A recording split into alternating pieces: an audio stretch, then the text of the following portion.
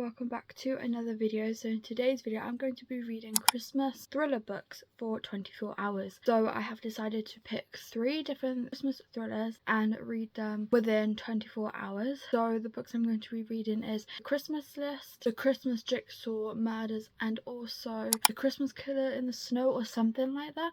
I've heard great reviews about the first and third book that I just mentioned, but the second one I haven't really heard much about it, to be honest. I am reading it because a friend of mine is actually recently brought it and read me the synopsis and it sounded really interesting, so I thought I'd pick it up. So that is what I am going to be reading throughout this video. So let's just get right into it.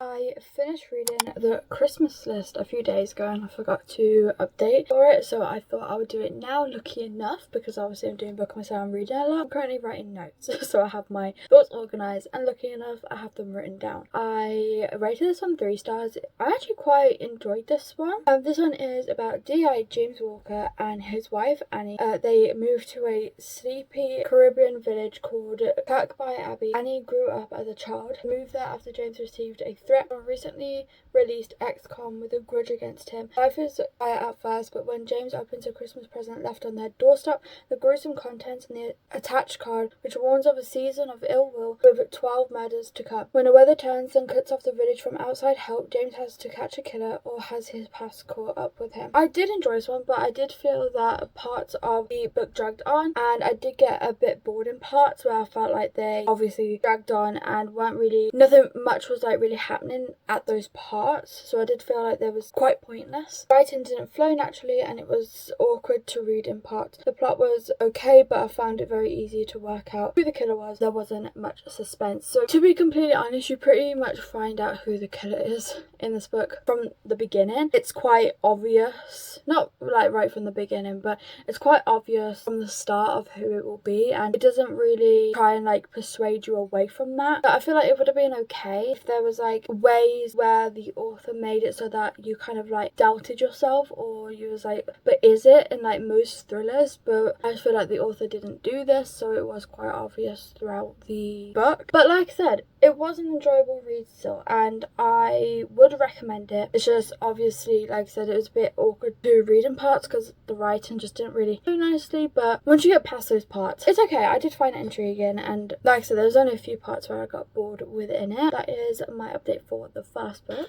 I have finished reading The Christmas Jigsaw Murders, and this is one I also decided to rate 3 stars. There seems to be a reoccurring thing in this video. I again wrote some notes. Unfortunately, I haven't been updating while reading these because I've been listening to the audiobook, and I do find it hard to update when I'm listening to audiobooks. So unfortunately you're just getting the end thoughts for my updates, but hopefully that is still interesting to you. Also behind on BOOKMAS, so I am trying my best. But anyway, off on that rampage. So yeah, I read The Christmas Jigsaw Murders and I rated it 3 stars. This was a quick read, but not a complex mystery.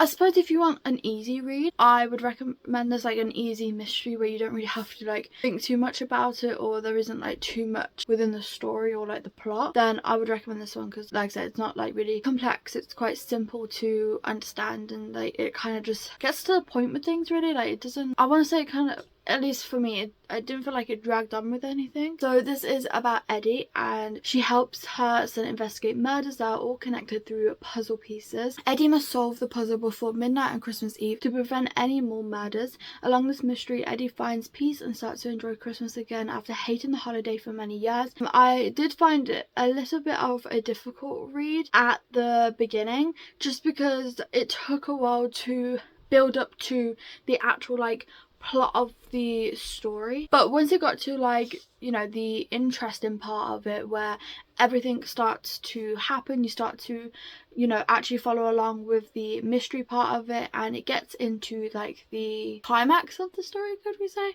I did start to really enjoy it because I was intrigued of how it was going to end, because I did find it interesting and I did want to, like, you know what happened. And I did find it hard to put down at that part of the book because, like I said, I just wanted to know what happened. But when I did get to the end, I was really disappointed by how it ended, just because it felt like it was built up more just to end up being like nothing and not really like a big thing.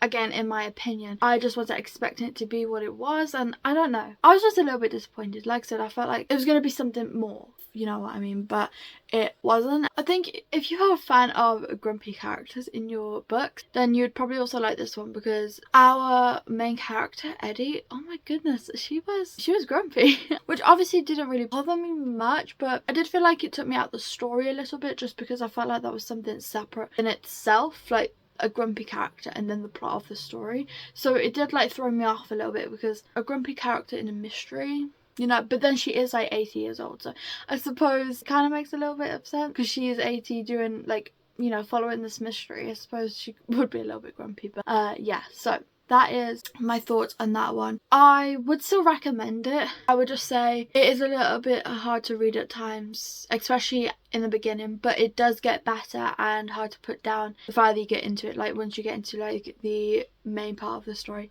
and there is grumpy characters. Okay, so I just realised I'm in the same spot as the last clip, but I have just finished into the Killers Christmas list. I'm also doing this update like before I go to bed, because it's like actually really late now, because I wanted to get this done for tomorrow. But anyway, yeah, so the Killers Christmas list, I rated it 4 stars. I actually really enjoyed this one a lot more than what I was expecting, to be completely honest. Like, I haven't really heard too much about the book specifically, so I did kind of go into it blind, but I had heard reviews about it. This one is about D.I. Tom, who has just moved to Gateshead, and before he even has a chance to get himself situated, he's pulled in to investigate a murder. A Tory MP has been found murdered and places at the bottom of the Angel of the North, followed swiftly by another murder. Each victim seems to relate in some way to a Christmas list found on the first victim.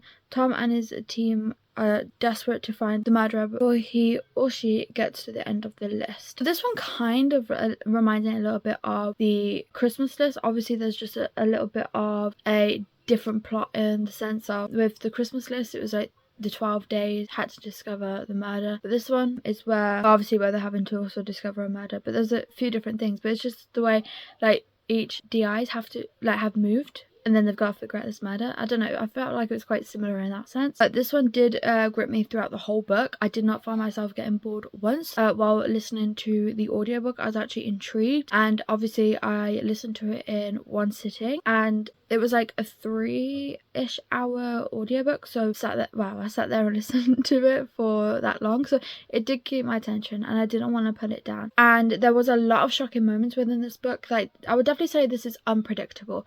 You don't really know what's going to happen next, and that is what I loved about this book, is the fact that you didn't know what was going to happen next, and it was kind of all a shock. That's what made it more intriguing, and, you know, me not wanting to put it down. But yeah, I would highly recommend this one if you were looking for a Christmas thriller. This was like new to me in the sense of I don't normally read any Christmas thrillers. I normally only pick up Christmas romances, so that is why I wanted to specifically make a video where I only pick up Christmas thrillers, because I felt like it was different and I wanted to try something new. I could be wrong, but I don't think I've ever picked up a Christmas thriller book before. Like I said, I could be wrong, could be, but I'm not sure. But yeah, I would say it was a good experience, especially since the 2 was 3 stars and this one was 4 stars. It was a great way to end the video on a 4-star. I would definitely like to read some more Christmas thrillers. The Christmas list is actually the first book within a series, which I don't think I mentioned, but I would like to actually complete that series. I think it's a 5-book series, so I would like to actually read the other 4 books. I could be wrong, but I don't think they follow along. I'll look into that. I don't think they follow along, but hopefully I might be able to get to the next 4 books some point this month. But I do have a video planned where I read Christmas books for 24 hours, so hopefully maybe I might read one of the books, like the second book or something, within that video. We'll see. I haven't planned it yet. Thank you all so much for watching. Please remember to like and subscribe and leave this emoji if you watch until the end, and I hope to see you all in my next video. Bye.